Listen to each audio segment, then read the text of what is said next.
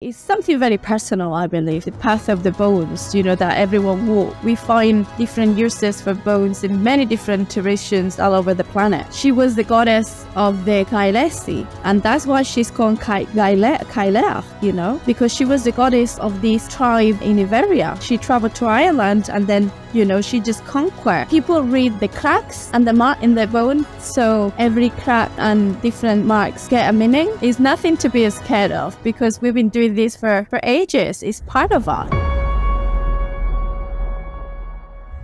Hello and welcome to the Pagan Portal podcast, produced by Moonbooks Publishing and presented by me, Rachel Patterson. Today I'm very pleased to welcome witch, priestess, shamanic practitioner and all sorts of other wonderful things. Ness Bosch. Welcome, Ness.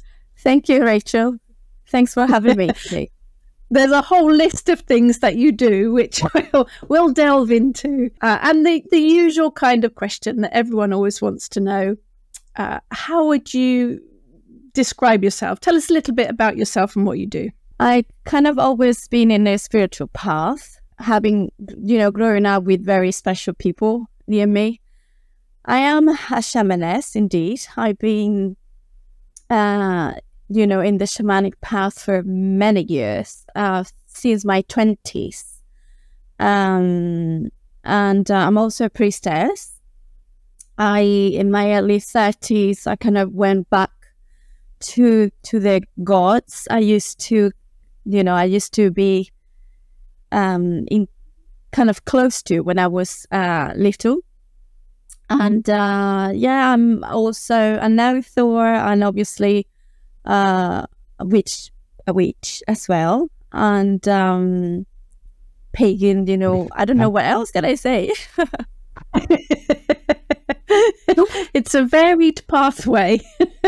Yes, I mean, I think that has to do a lot with being neurodiverse. Having this brain that is kind of all over the place, that kind of shows.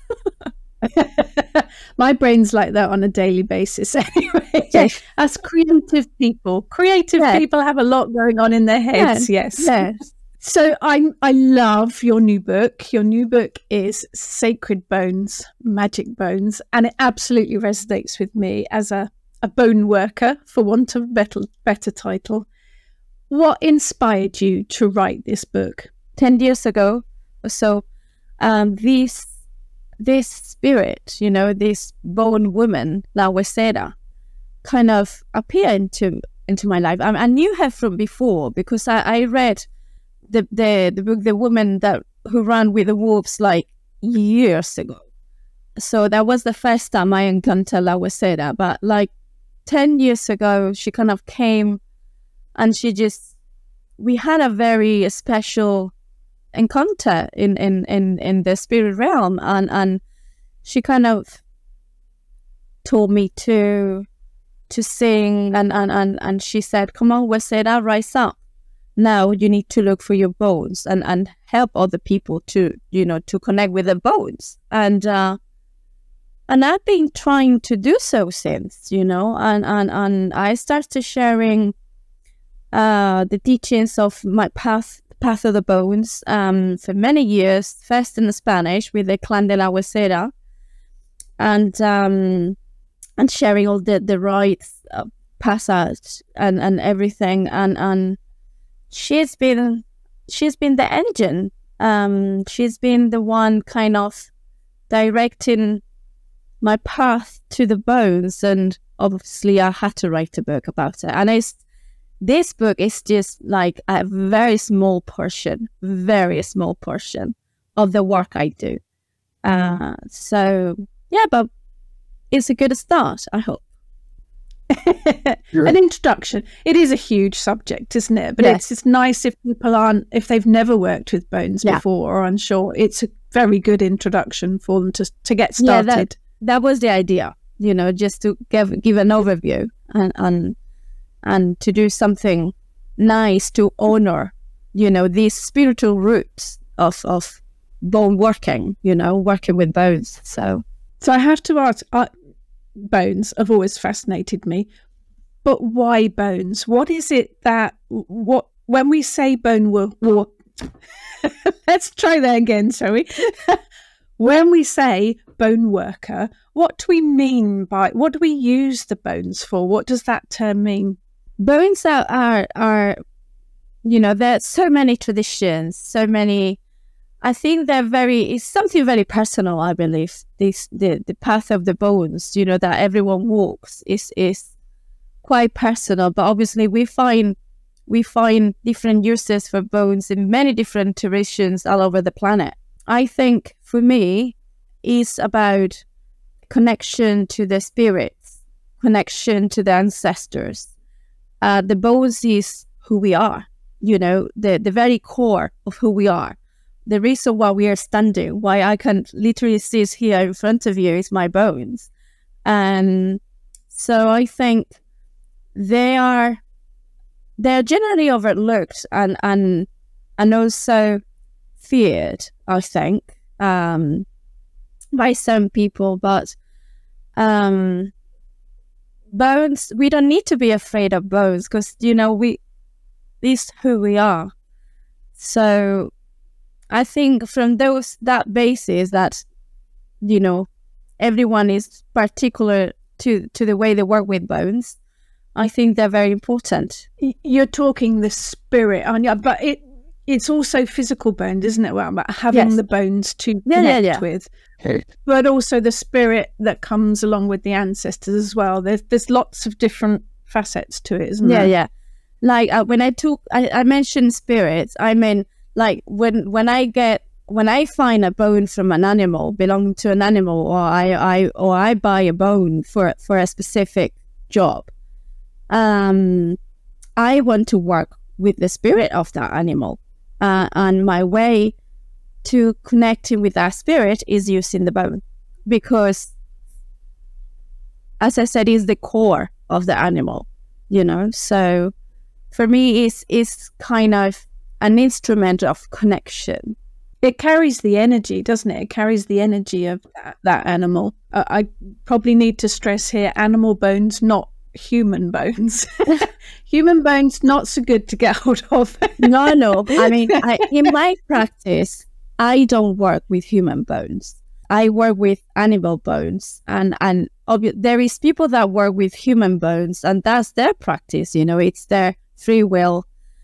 And but in my personal practice, I don't work with human bones. And if I was to work with any human bones, it will have to be from my own family.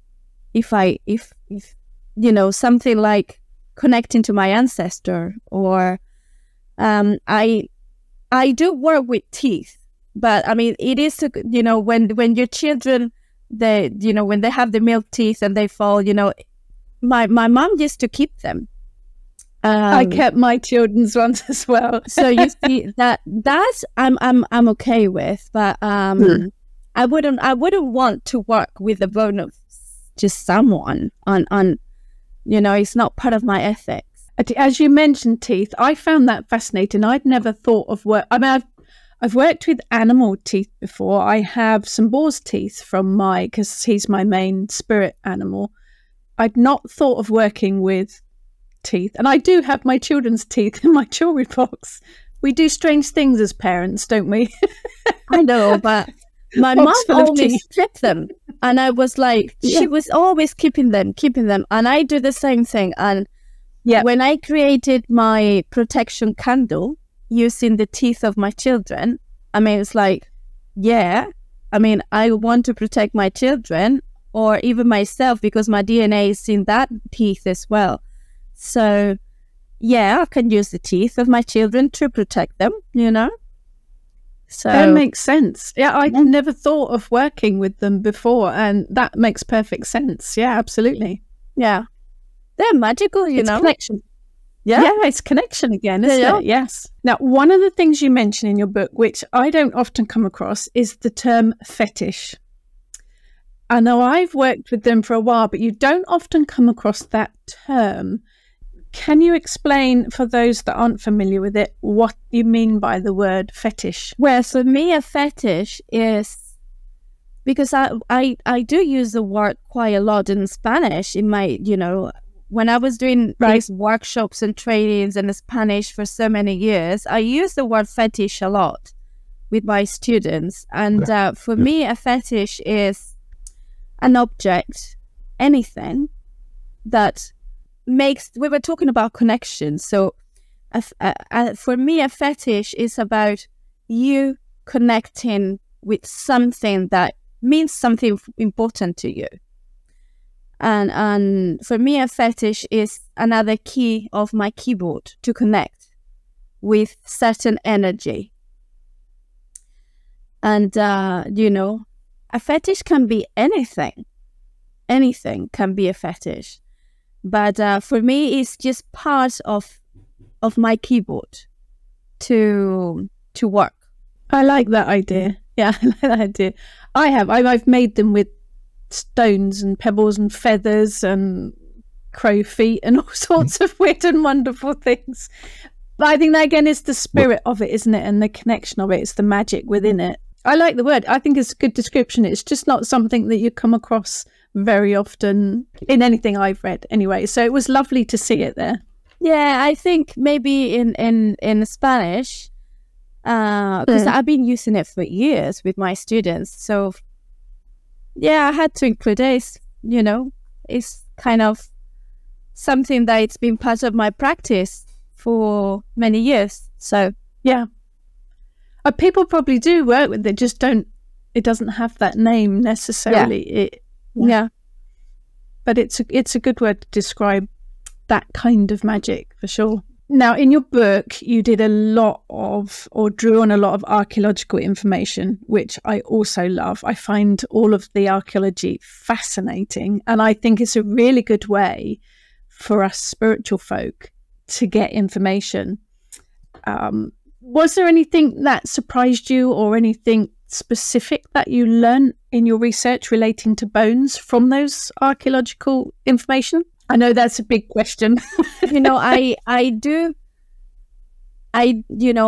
me, researching is in that sense is not, it's something I normally do. And most of the information I was using from my book, I already knew. It was more getting the date right or this right, but its information has been in my head for years, because I am a geek and I love my books on archaeology and especially the archaeology of ritual, and it's been something I've been studying for a long time. So nothing really surprised me there, but I just wanted to make sure I was using the stuff correctly. It's a good source of information, though, isn't it? It might seem like a strange thing, spiritual magic and archaeology, but it is an excellent source to learn how our ancestors did things. When you study the archaeology of ritual, everything makes sense. Everything makes sense. Like, I remember when I was doing, I actually did a course with Oxford University on the archaeology of ritual, and I remember talking to my tutor, because because I'm a practitioner, I could instantly give it a use to what we were seeing, and it was very interesting to see how the scholars were struggling to trying to find a use, why they did this, and I was like, it's obvious. It's obvious. So yeah, it's I guess you had a unique viewpoint because you work with it. Yeah. I think my tutor was like, oh. I think she had a few moments when reading my work. But people forget that we've been doing rituals since the very beginning. And when when archaeologists are working on a site and they find their stuff and this, and you know, as practitioners that especially being in the shamanic path, you know, I can totally see, like, okay, what was this ancestor trying to do with this? Okay, what is this? This is like, you know, it has a meaning. There is a reason for this. And so, yeah, it's interesting. We cannot separate. We need to, it's nowadays when we separate our spiritual life from our day-by-day life. But in the old days, really, there was no such a separation. You know, it was not. Spirituality was part of the everyday, for like every day. So it was no separation back then. It's just us nowadays where we have this separation. We have separated our spiritual work from anything else. But that's actually very recent. And it used to be the opposite all the way back. So we can learn from that, can we? We need to bring that back. Then, you know, it needs to be there. If you're on a spiritual path, your practice should be part of your everyday. Yeah, absolutely. Yeah. Do you think it's modern life because everyone's so busy and they put things in all these separate categories? Yeah. Yeah. Definitely. It's too much chaos. Oh, yes. And responsibility and this and that, you know, we literally have no time. That's the issue now. We have no time for connection. Time is a luxury. You know, we're talking about we don't have time to connect with the spirits, you know, or the invisible realms and do a spiritual work, but we don't even have time to connect to another human, you know? That's true. It's sad, but that's true. It's very sad, but that's the truth. So we need to learn from our ancestors and pay attention. Yes. Yeah. I find it all fascinating. I think we learn so much from archaeology, and I think as well we're still learning, aren't we? Because they make new discoveries, all the time. Yeah, archaeology, we cannot take for granted anything because something else, you know, they might discover something else in a week's time that is going to change everything else that we think we know, and also interpretations, especially those, you know, that early archaeology, the interpretation were subjected to the ideology of the person, to the society, so you know, like all translations of ancient documents or tablets or stuff were very much subjected to the mind of the person and the society and the, you know, bringing up and everything. So we having to review a lot and referencing all books, referencing all works of archaeology, or even referencing, you know, kind of the all pagan books is no longer... It's no longer cool because there are a lot of issues with these first pagan books, you know. Yes. So it's no you're referencing the work of someone that is completely outdated. Yeah. Or, you know, now we know it's not what it was. So we're having to review ourselves all the time. Yeah. Updating. Yeah. But that for me is part of the fascination, that we just keep learning. Yes, obviously.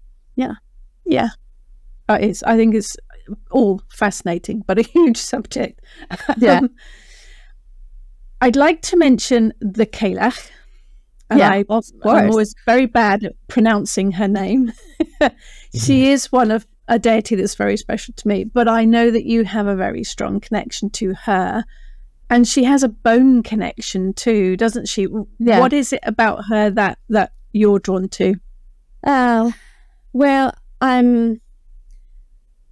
she came for me some years ago, and actually one of the reasons I'm in Scotland is because she came and kicked my ass where I was in Spain. And she's good at that. Oh, she's good. Yeah, she's good kicking butts. And yeah, and she kind of say, "You need to do this, okay?" So, but what I didn't realize back then is that, you know, her connection to Iberia, and how she, you know, she was the goddess of the Caelesi, and that's why she's called Caeler, you know, because she was the goddess of this tribe in Iberia, and then from Iberia, as we know now, she traveled to Ireland, and then, you know, she just conquered the British Islands, you know, and created landscape and everything that we know she did.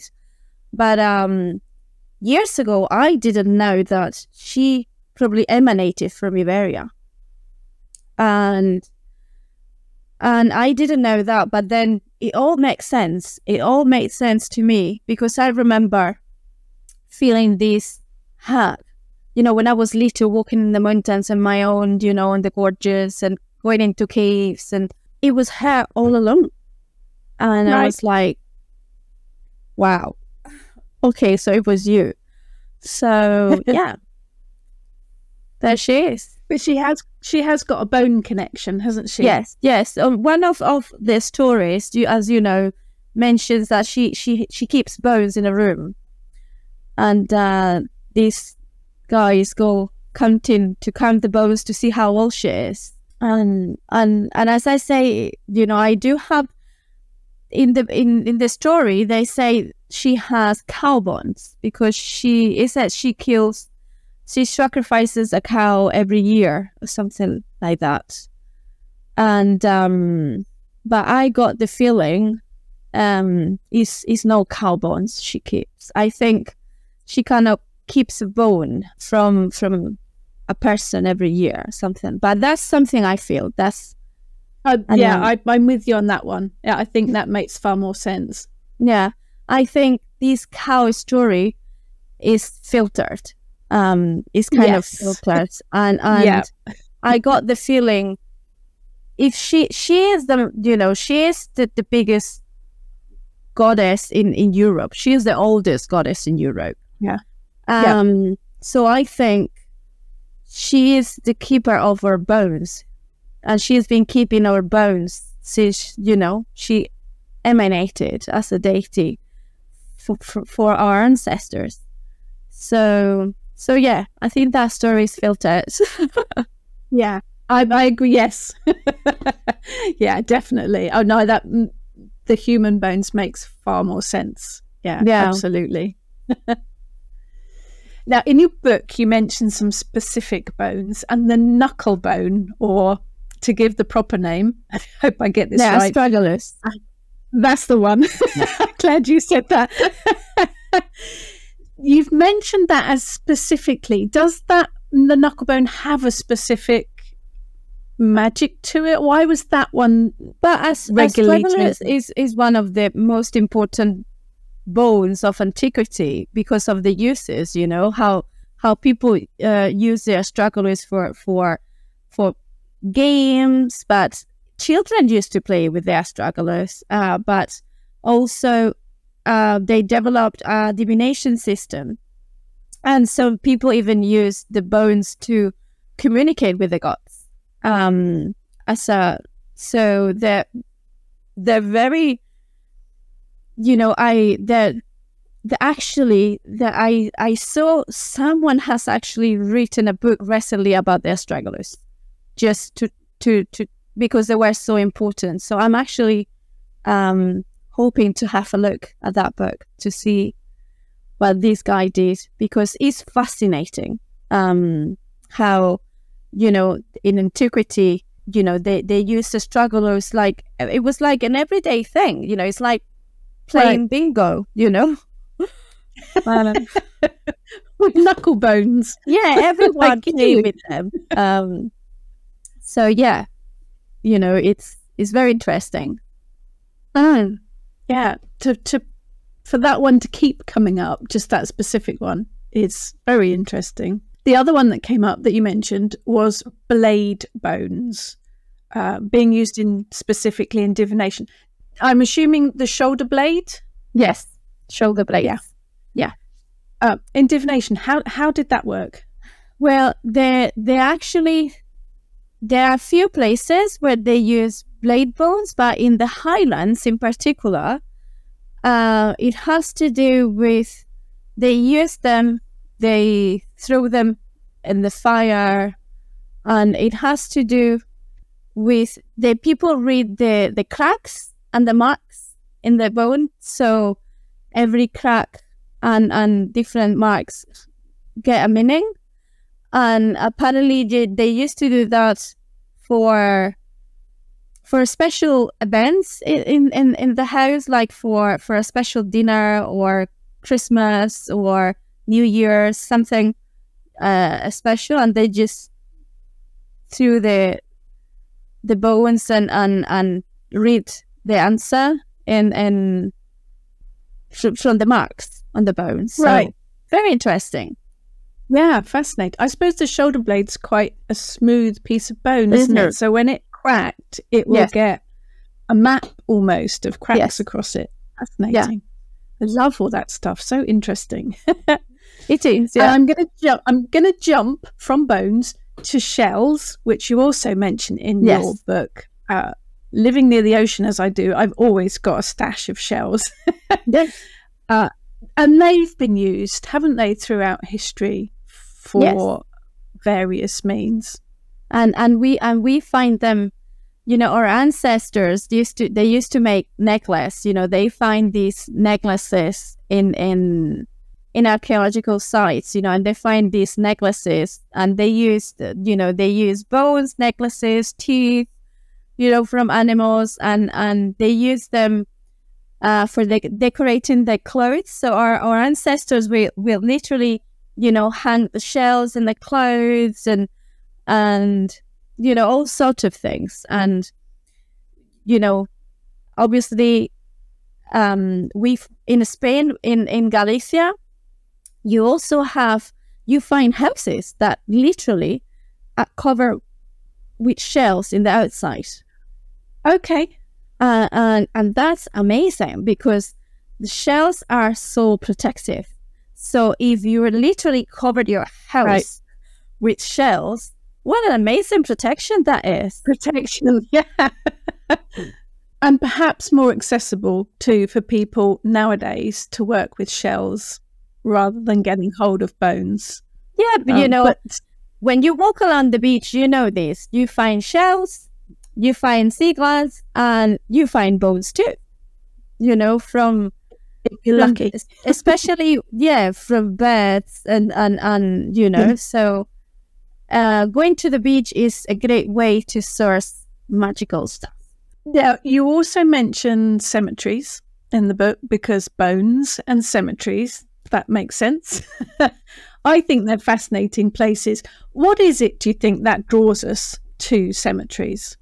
I think is that connection to the old, the connection to the ancestors, trying to connect to what it was, you know, and death, you know, cemeteries being liminal places to connect with death, you know.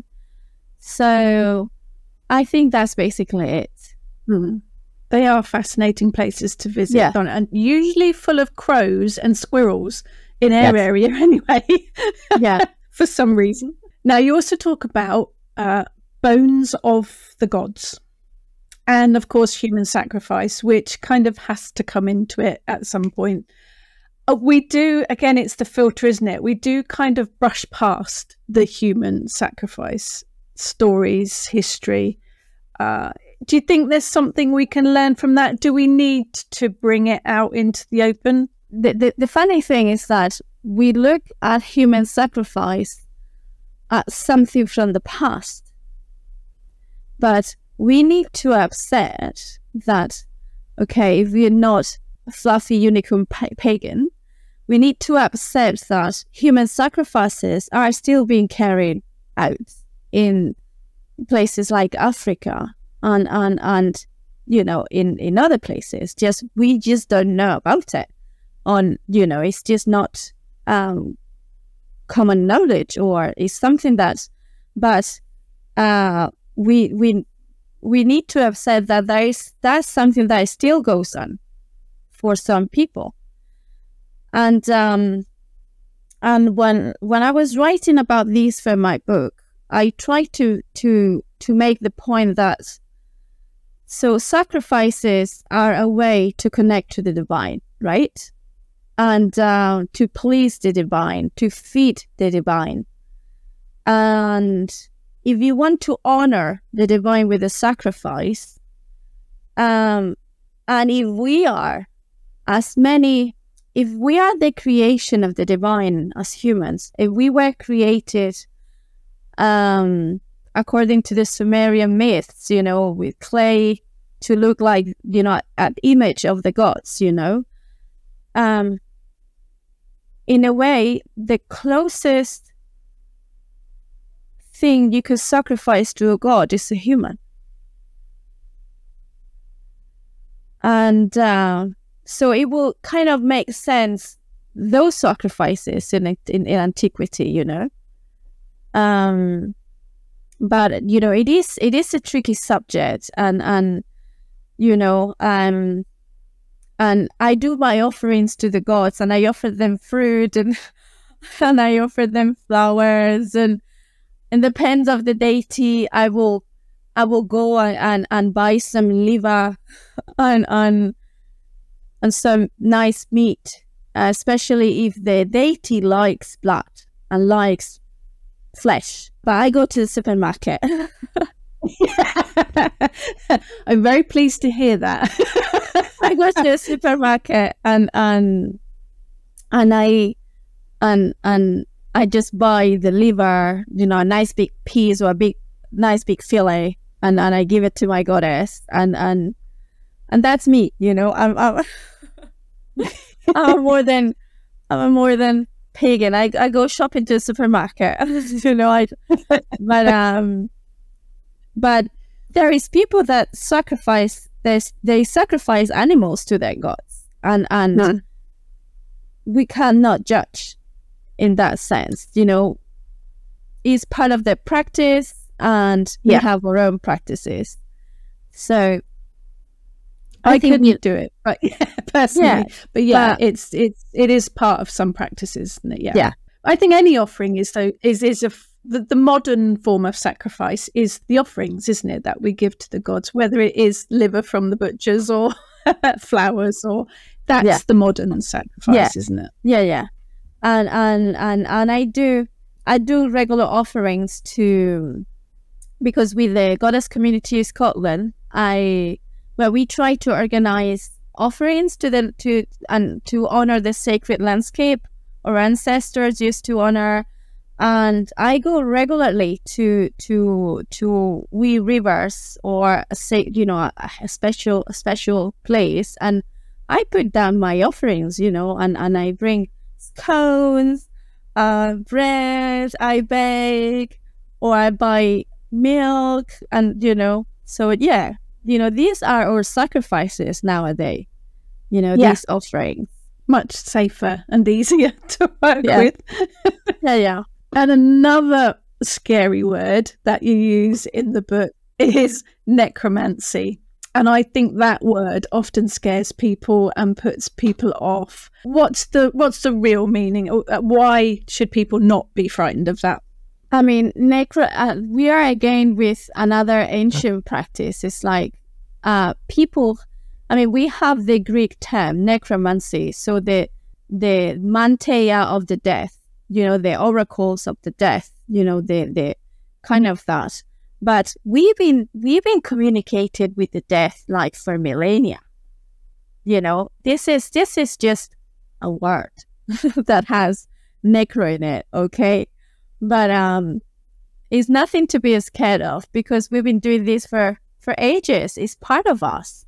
You know, when someone you love dies, you know, if you want to communicate with them, that's necromancy. I think it's misunderstood, isn't it? Or misused, perhaps, as well. Yeah, it's like the necro. Necro is like, necro. Yeah, it's so dark and dead. But there's, you know, we all do oracles. Yes. You know, it's just about, you know, what involves in a necromantic ritual. But there's some of the things involved in a classic necromantic ritual as described in classic text and literature, and like what? An offering? Yes. Talking to the dead? Yes. It's like we do those things. So let's get rid of that fear. Yeah.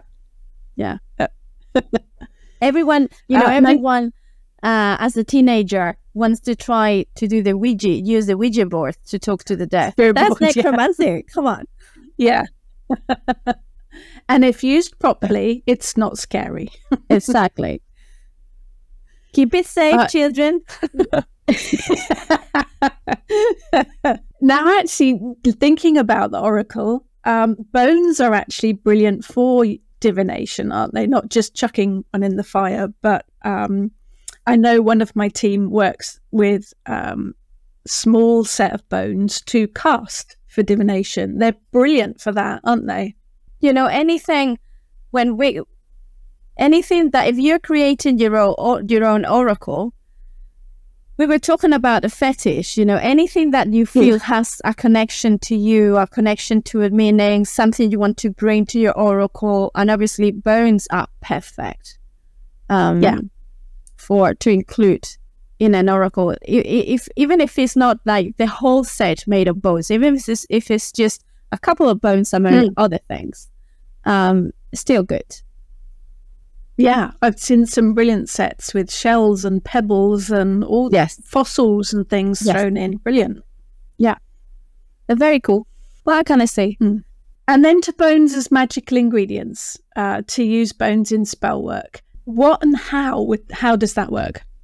Well, I already mentioned, you know, in my book, I talk about hoodoo and mojo box and things like that. Yep. I interviewed someone who is a root worker to be able to have someone serious talking about you know, and to get like firsthand info. And but I already mentioned my candle for protection, and so we use the teeth. You know, we can just, for example, I got spells in my book, and I literally use the bone to kind of bring the spirit of that animal for my ritual. You know, even it's for protection or for attraction, because I also have a spell that uses a feather for attraction.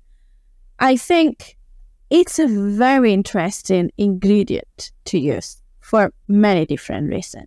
It's folk magic, isn't it? And lots of cultures have used bones, teeth, shells, feathers in folk magic. Very, very useful ingredients. Absolutely. And if you look at archaeological finds from the ancestors, I remember seeing these necklaces made with some teeth, and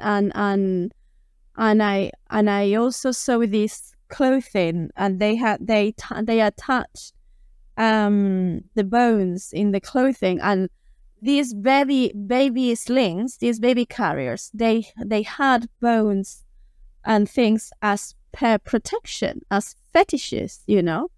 So it's nothing to be scared of. Come on, it's part of us.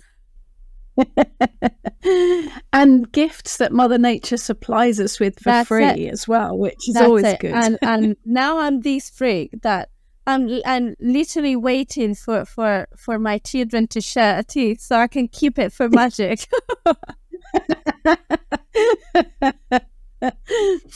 Ilham. Yeah. If you were to suggest to someone how to make a connection with their ancestors now, what tips or suggestions would you give people? Well, working with ancestors shouldn't be that difficult when we carry them in our bones. So, by that rule, anyone should be able to connect with their ancestors with the right guidance, with the right guidance and practice. Obviously, everything takes practice, but connection to the ancestors is there for anyone that seeks for their bones and for their ancestors. So it's just a matter of learning, animistic ways, or to actually just, walk around the realms and connect with them and all that. You don't need to know your actual lineage for that either, do you? No, you don't no. Need to, no way. You don't need to know specifically your family history. Rachel, I have witnessed some amazing stuff along the years with my shamanic work. Like, I had already 2 people that were adopted, and I managed to guide them to actually meet their blood mother and their blood family.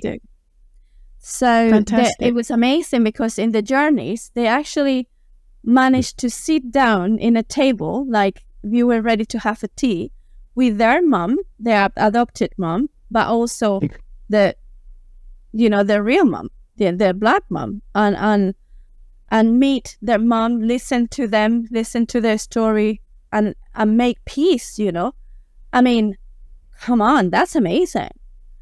That is fantastic. And, my students, they can literally sit down at a table and see ancestors like one after the other from many, many generations ago, and get information from all of them. You don't need to know them. Right. Actually, some of my students get big shocks. And I asked that question because I've been asked that question before. People think they need to know that information. No, but they don't. It's all good.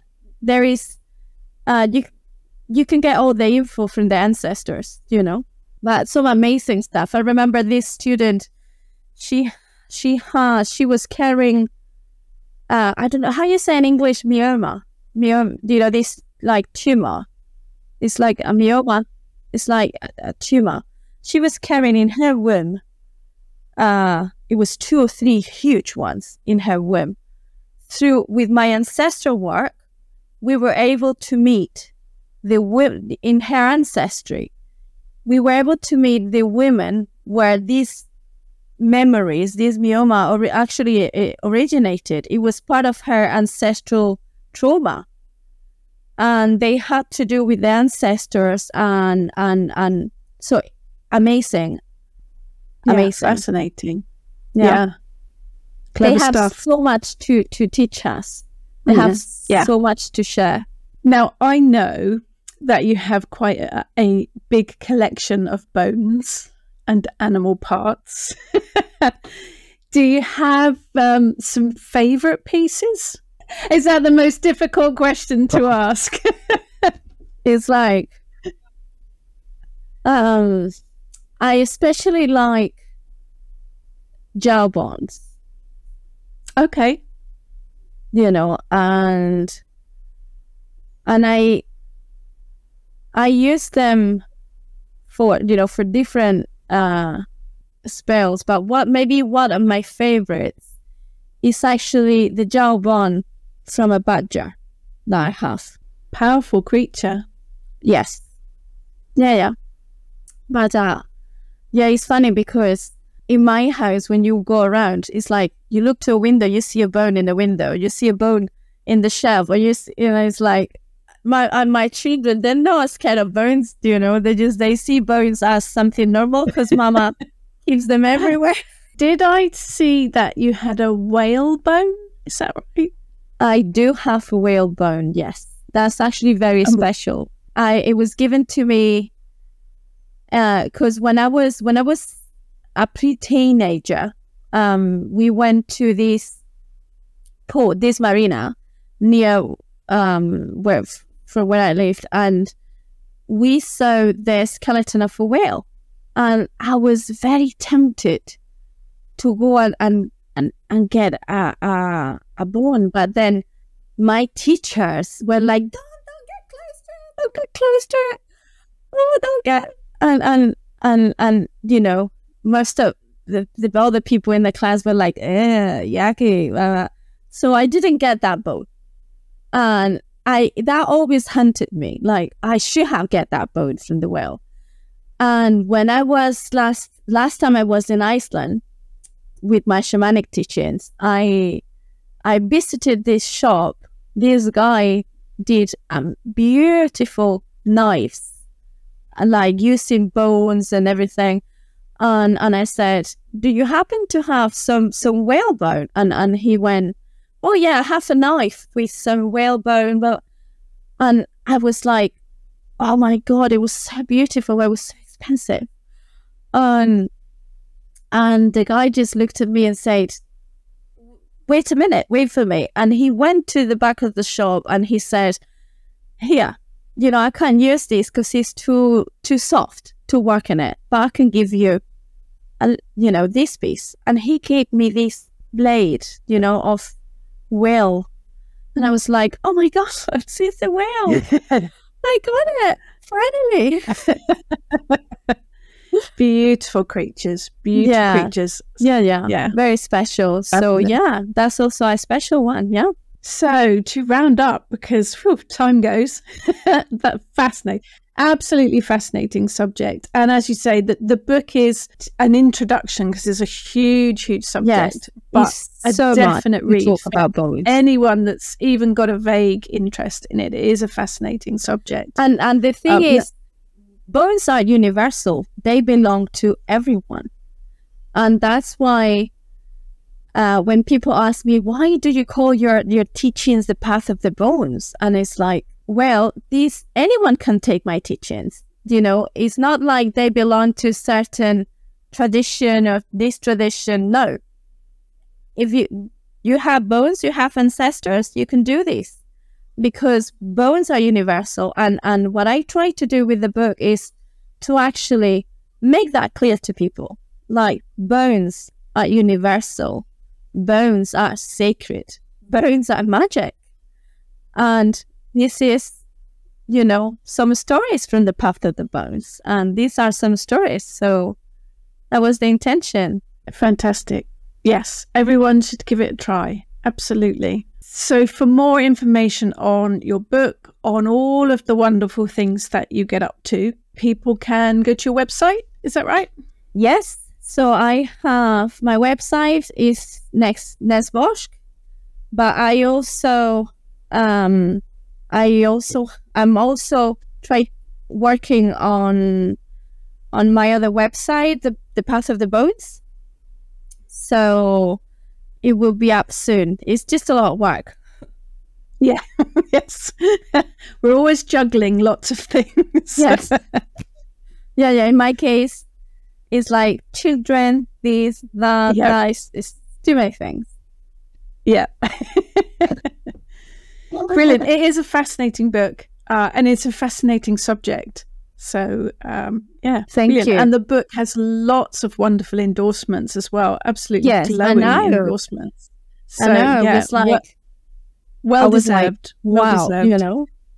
And you know, and also Judica Ilse, you know, wrote the foreword for my book, and it's like so brilliant. Grateful for these wonderful people, you know, for the endorsements and the support for the book. So yeah, very grateful. Brilliant. You have been listening to the Pagan Portal podcast, a Moonbooks Publishing production. For more information, please visit our website.